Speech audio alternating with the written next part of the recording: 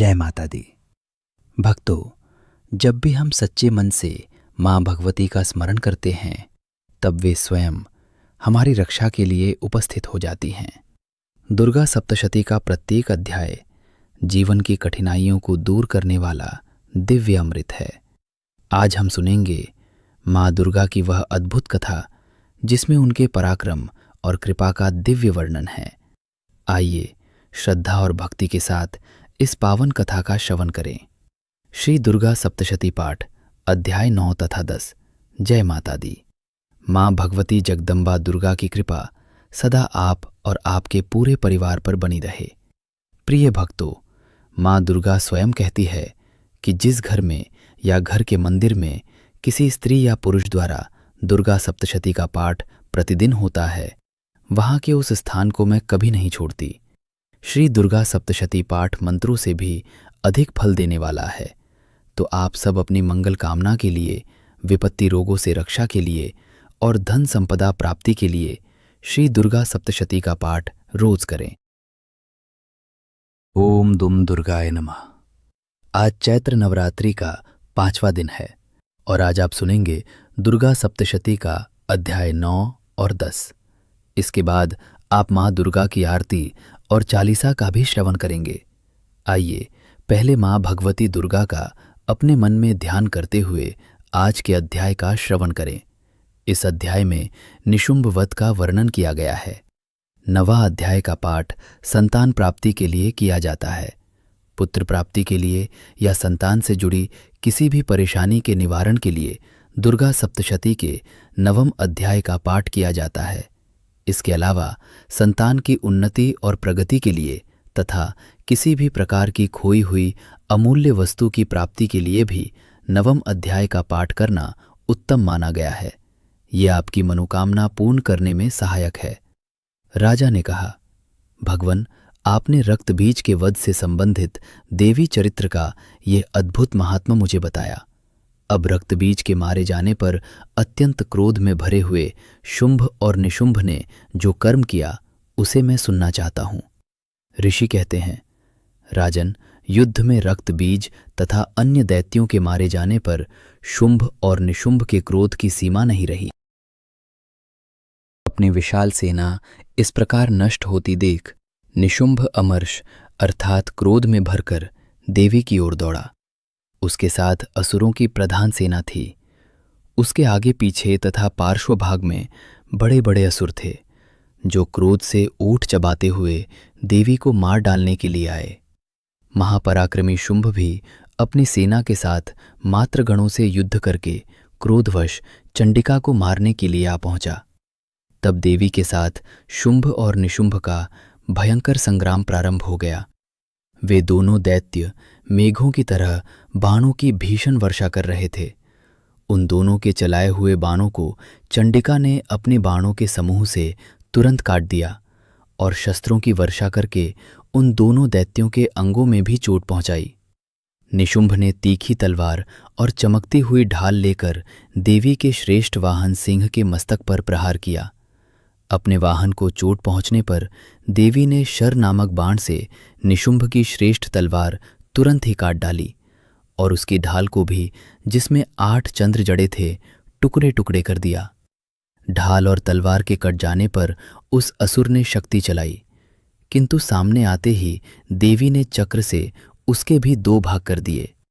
अब तो निशुंभ क्रोध से जल उठ और उस दानव ने देवी को मारने के लिए शूल उठाया, किंतु देवी ने समीप आने पर उसे भी मुक्के से मारकर चूर्ण कर दिया।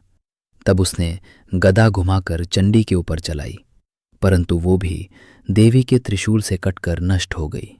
तदंतर दैत्यराज निशुंभ को फरसा हाथ में लेकर आते देख देवी ने बाणों के समूह से घायल कर धरती पर गिरा दिया। उस भयंकर पराक्रमी भाई निशुंभ के गिर जाने पर शुंभ को बड़ा क्रोध आया और अंबिका का वध करने के लिए वो आगे बढ़ा।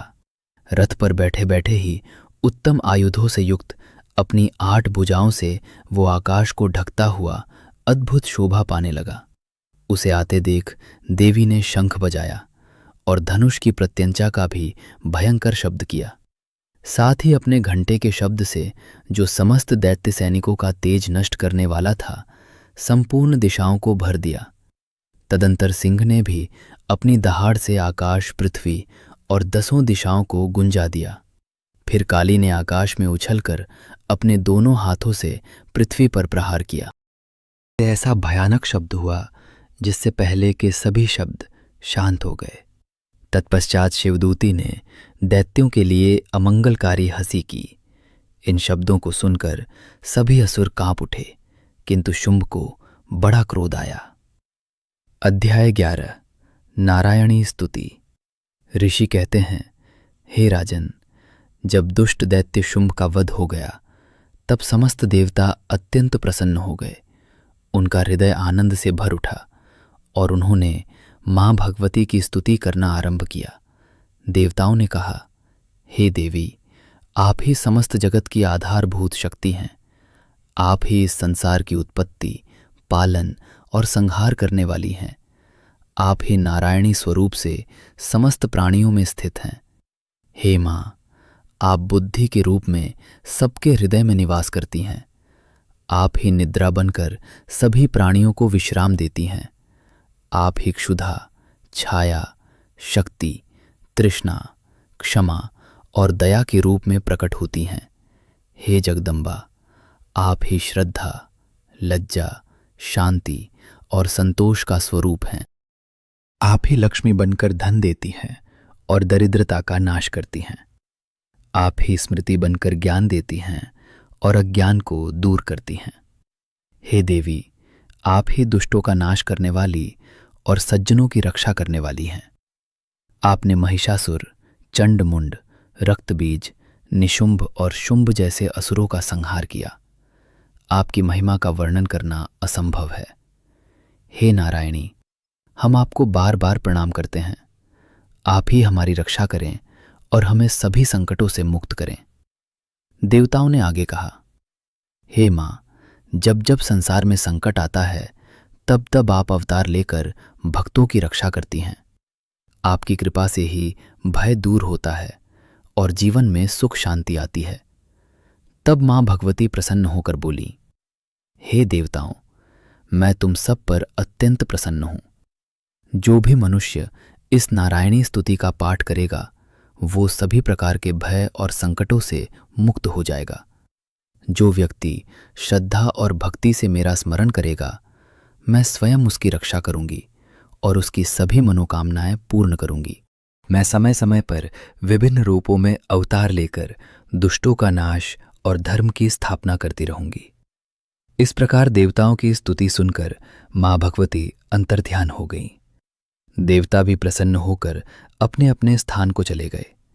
इस प्रकार श्री मार्कंडेय पुराण के अंतर्गत देवी महात्म्य में नारायणी स्तुति नामक 11वां अध्याय पूरा हुआ।